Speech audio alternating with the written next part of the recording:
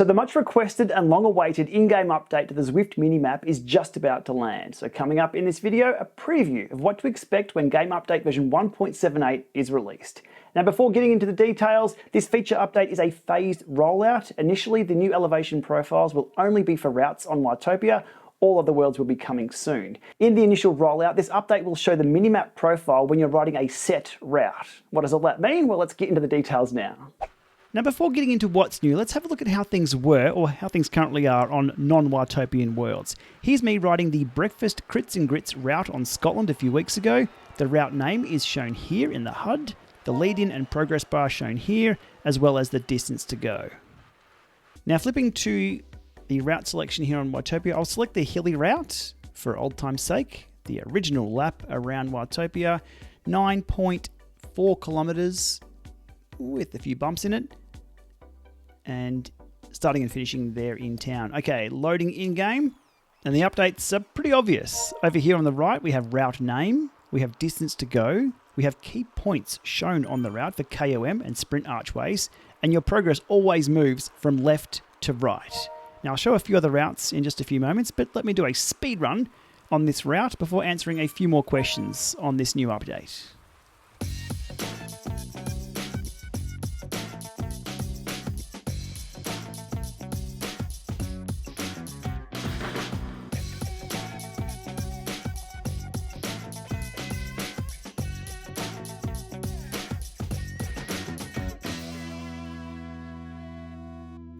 Okay, speedrun complete. That was very intense. Now, as I approach the archway here, it will complete the entire route, and we'll find out what happens to that elevation profile. Well, as expected, it starts again. So if you're doing multiple laps of the same route, your route profile will start from the start again and complete from left to right. Jumping ahead a little way to answer another question, and that being, what happens when you choose an alternate route?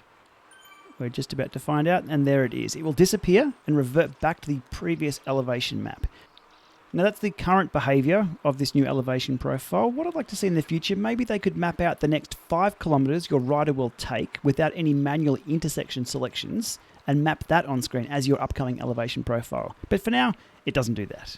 Having a look at a longer route this time, the Zwift Games 2024 Epic, just under 82 kilometers, 878 meters of climbing, and a 1.5k lead-in.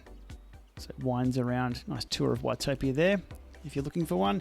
And on screen here, it's pretty busy, with a full 81.2 kilometer profile shown on screen, along with the KOM and sprint archways. Now, don't expect a speed run through this. I do not have 81.2 kilometers in my legs today, but I can show you something else with the minimap, and it's still clickable for those different views.